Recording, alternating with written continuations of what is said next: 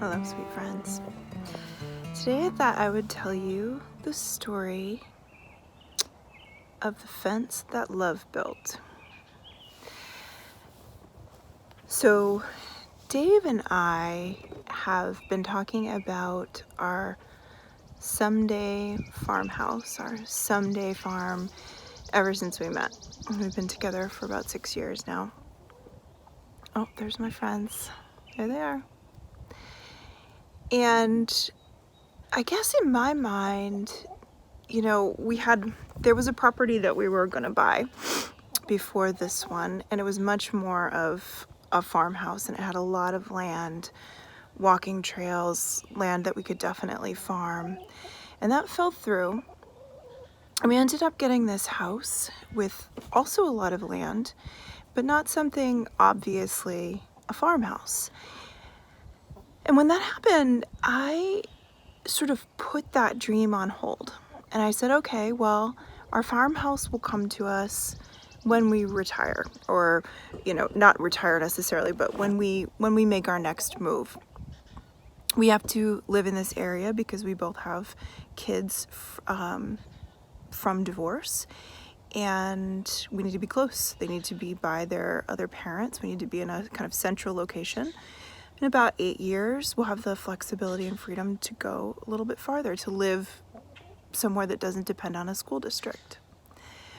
So I thought, all right, well, in 8 years, we'll have this someday farm.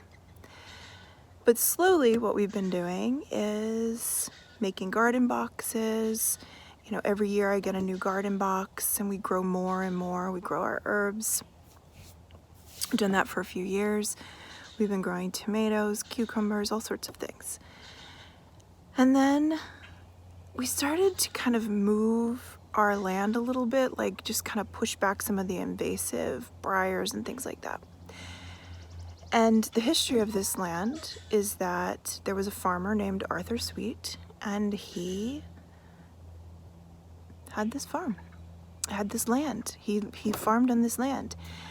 And essentially we are on old farmland. So as we're pushing kind of these briars back and we're like making space, we realize the earth underneath these, briars and these leaves, and it's gorgeous. It's gorgeous soil. And I started to do a little more research, and we realized that all of this whole subdivision was farmland. Very similar to what is across the street from us. That's still farmland. And so we began to unearth the farm. We've been calling it the farm, and Dave has been incredible, and he is a dream weaver. He will hear your dream, or my dream, and he will figure out how to make that happen. And so we had talked originally about doing lots of boxes. We'll do, planting boxes, and we'll make this beautiful area. And then we thought, well, why would we do that? We have this earth, this old farmland.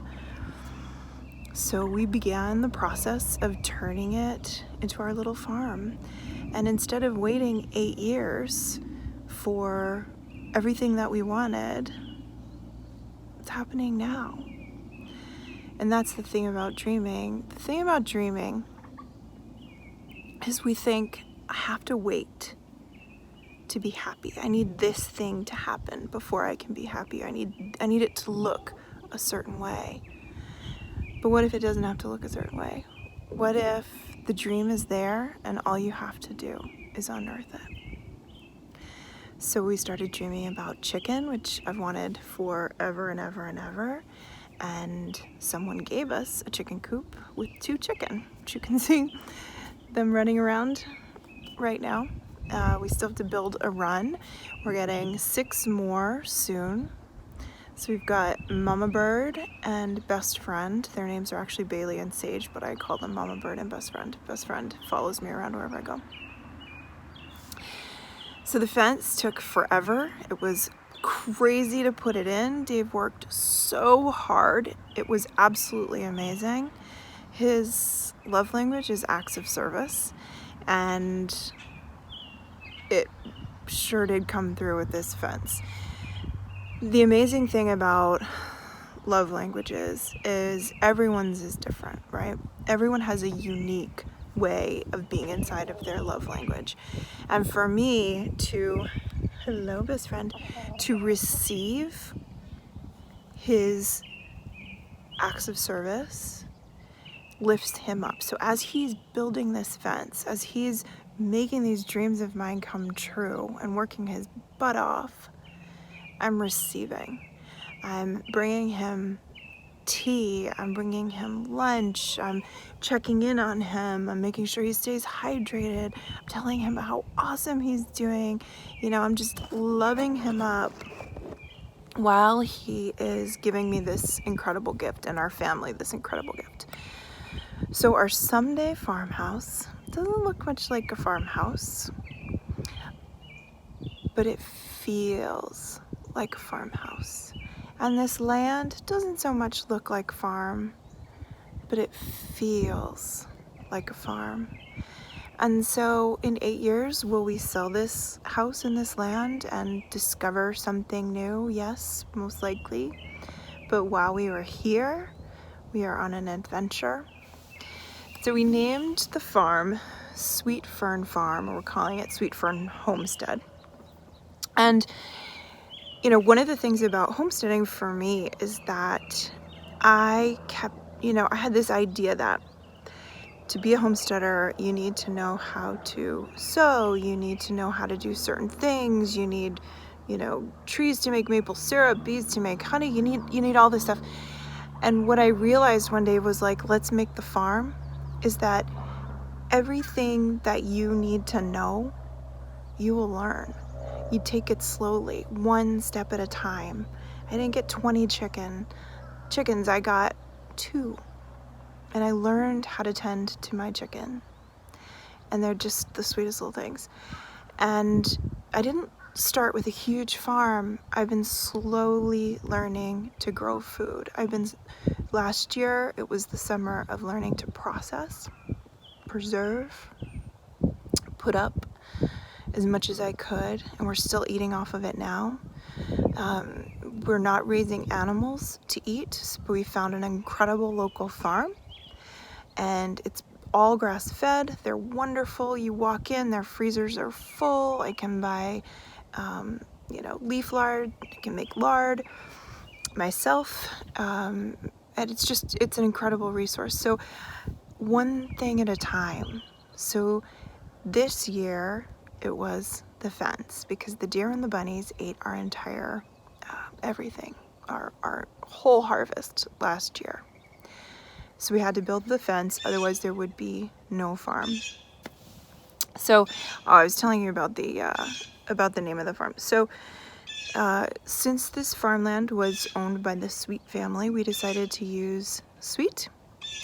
And ferns have so many different levels of meaning for me. But one of them is that there are ferns that grow all over the property.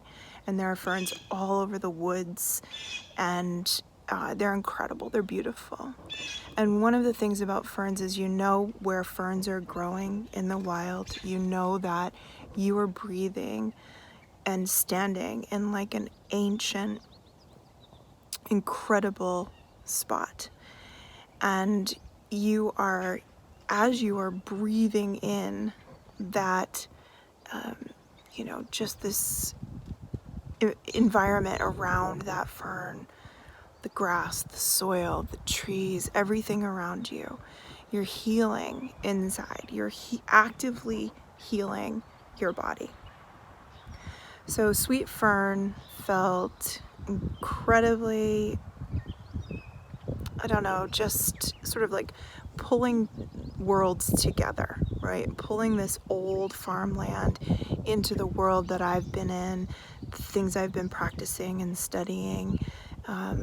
I used to write for one of my programs, Walking with Ferns, just talking about getting outside, moving your body, making prayers, being inside of walking prayers, and just the sacred roots that we're planting. And that's really what this farm is.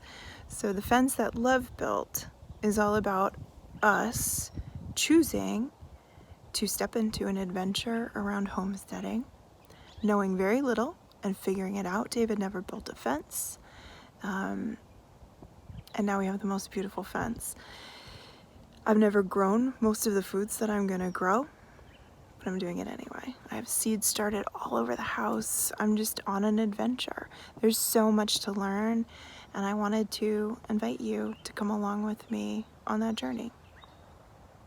We are going to dig in. We're going to discover sacred roots. We will be inside of this very feminine earth mama priestess energy that tending to a garden, tending to animals can foster.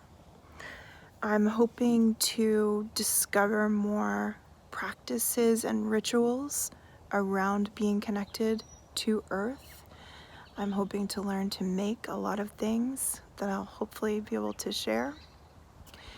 And this beautiful life is a dream that I was waiting for and willing to put on hold until I realized I didn't have to.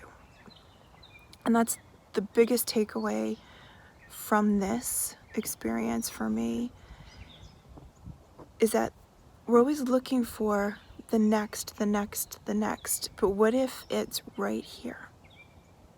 What if it's right here, right now? What if it's within us right now? What does that change? What does that look like?